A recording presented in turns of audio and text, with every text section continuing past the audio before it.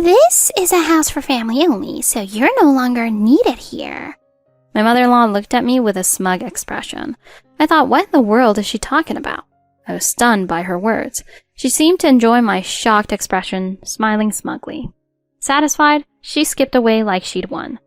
Mom, it's okay. Don't worry. I'll never let anyone treat you like an outsider.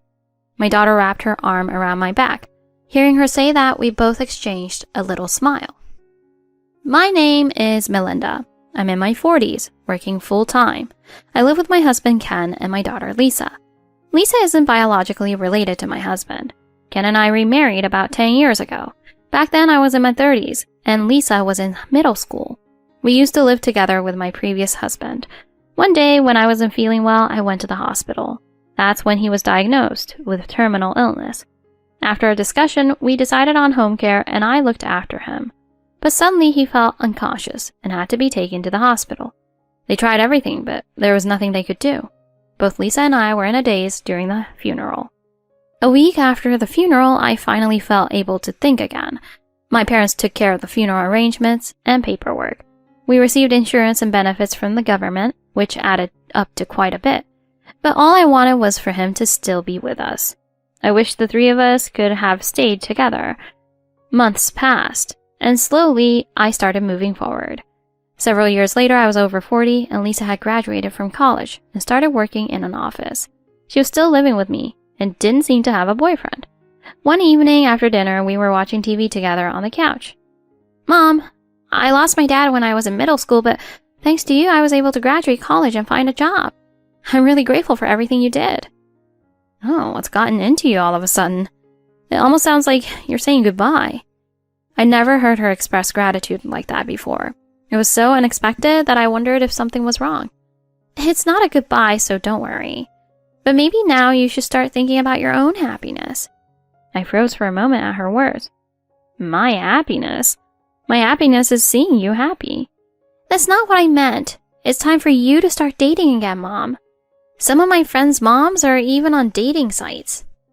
Maybe she was right. I wondered if I'd held on to the role of caretaker for too long.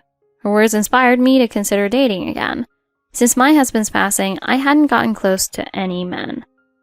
Lisa was encouraging me, and soon I'd be 50, so maybe it was time to try. It felt a little embarrassing to do it alone, though. Afraid of being scammed, I registered with a reputable marriage agency. I figured as a single mom nearing 50, my chances were low. But not long after registering, the agency called with a match that met my criteria. Nervously, I went to the meeting place and saw a kind-looking man around my age. This man would later become my current husband. When I introduced myself, he responded shyly, clearly, even more nervous than I was. Seeing him so tense put me a bit more at ease. After a year of dating, he proposed and I happily accepted. He accepted my situation as a single mom wholeheartedly. When I told Lisa, she was overjoyed. Finally, Mom, I thought you'd get married sooner. I'm so happy for you. Shortly after, we got married and officially became a family. Because of our age, and since this was my second marriage, we kept things simple with just wedding photos. Lisa initially disagreed, but I respected her feelings. Our new home felt warm and happy, with smiles everywhere. I was glad I'd listened to my daughter and remarried. One day, my husband made a suggestion. Hey, Melinda, we're both nearly 50.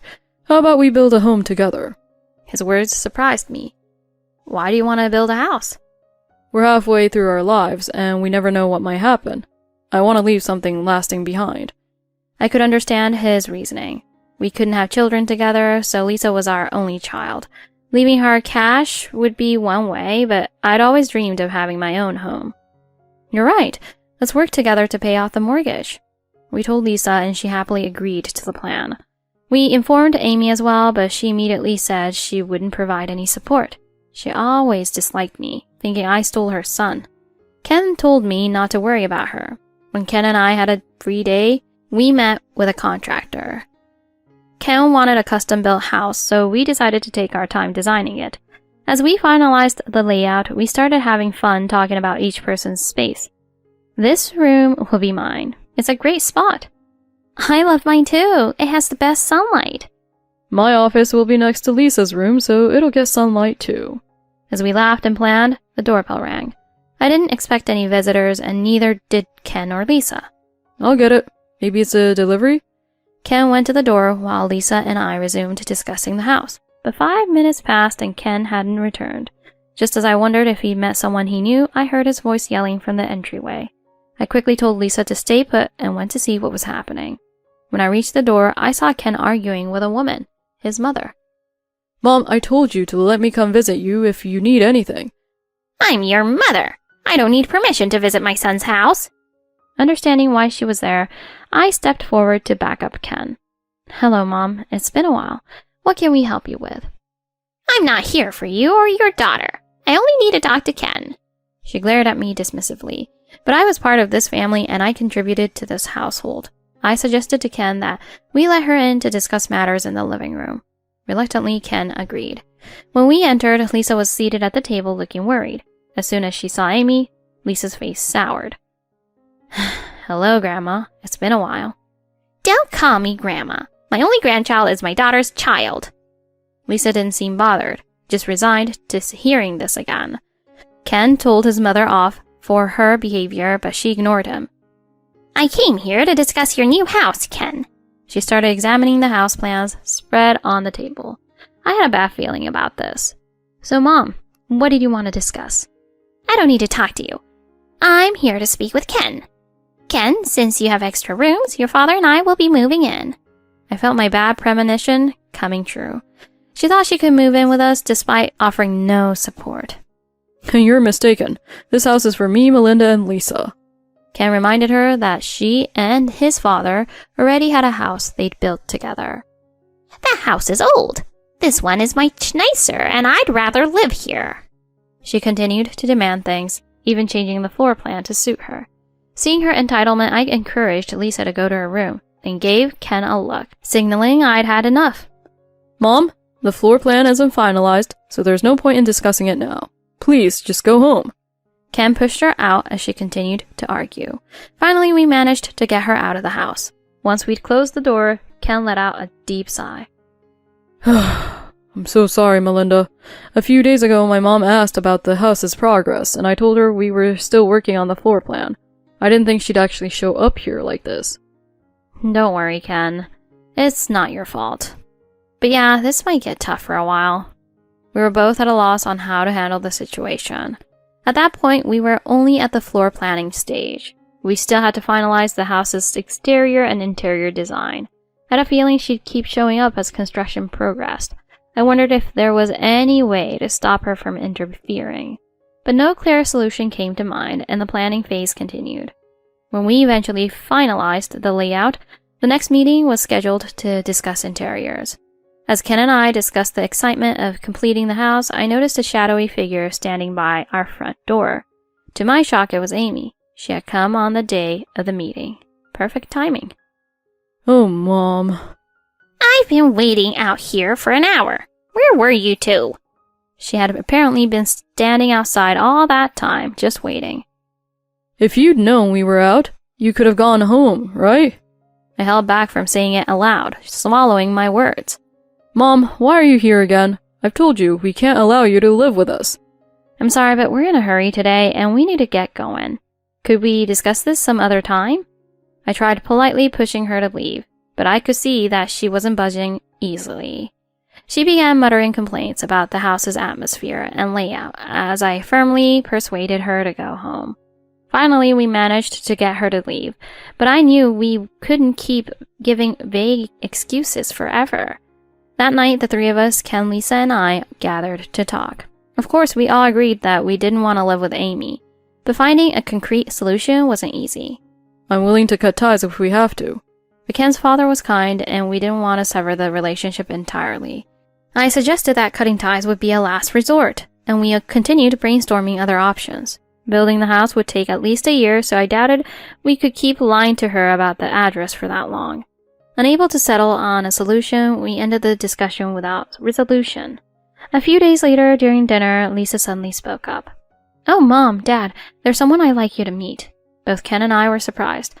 I've been thinking about something, and I think it might work. She went on to explain her idea, a plan to deal with Amy. It was a grand, elaborate idea, and though I initially disagreed, she was insistent. Eventually, after some thought, Ken and I decided to trust Lisa and go along with our plan. The next day, we began Operation Mother-in-Law. However, despite our efforts, Amy started showing up more frequently. With our work schedules following a standard holiday calendar, she seemed to time her visits for our days off. We tried ignoring her a few times, but then she'd call us non-stop. Sometimes she even yelled outside, disturbing the neighbors. I once received a complaint from a neighbor about the noise, so reluctantly we began letting her inside whenever she visited. On one such visit, I reached out to Ken's father for help. He'd look apologetic and quietly take her home each time, and it hurt to see him caught in the middle. I eventually stopped asking for his help, not wanting to burden him. When Amy would enter the house, she'd check on the construction plans. If her preferences weren't considered, she'd throw a fit, directing her anger solely at me. For Ken, her precious son, she reserved her sweetest tones. This became a routine. Each time she'd come over, it was the same. Eventually, we completed the new house's layout, and I felt a wave of relief. It had been a long road, but finally our home was nearly ready. Now there would be 4 of us living there, me, Ken, Lisa, and her fiancé, Ryan. Ryan was a kind, hard-working young man who had proposed that we all live together. Since his parents had passed away when he was young, he had been raised by his uncle. At first, I was hesitant to have a newlywed couple living with us, but after seeing how earnest Ryan was, we agreed. Our new house had separate entrances, so privacy wouldn't be an issue. Even though we were thrilled about the new home, Amy's visits added stress. I asked Lisa to stay over at Ryan's place on weekends to avoid the tension. He agreed gladly, and I felt reassured. Finally, the moving day arrived. We packed our things and prepared for the big transition. Lisa's initial plan had been to give Amy a fake address, directing her to an empty lot. The actual construction site would remain hidden, and we'd quietly move into the real house. But there was a risk she might visit the empty lot mid-construction, and Lisa had a backup plan for that. Dad, just tell Grandma that her preferred layout has been followed. Say it's a surprise, and she can't visit until it's fully completed.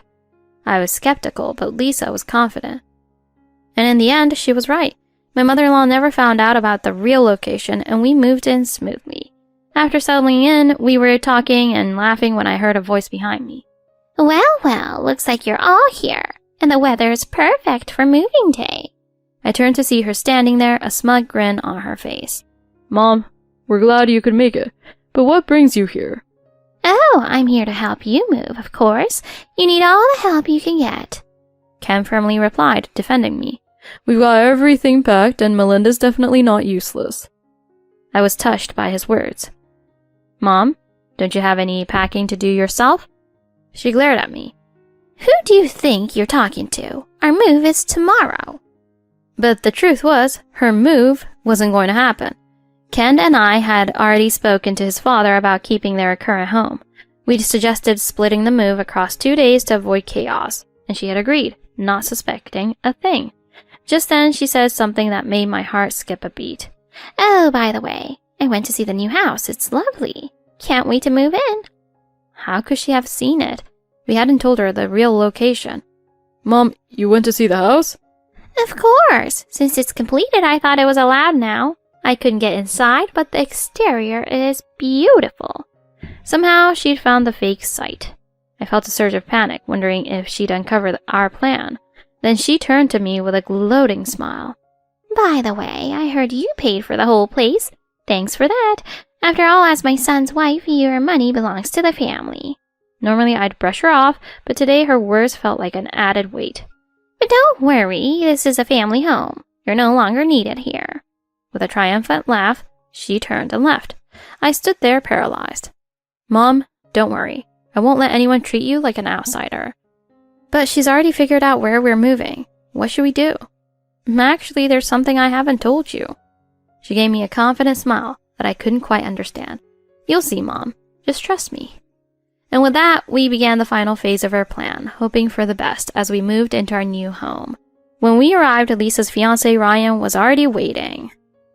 I submitted our marriage registration this morning. I'm officially your son-in-law now. Please look after me. I remembered they had planned to marry on moving day.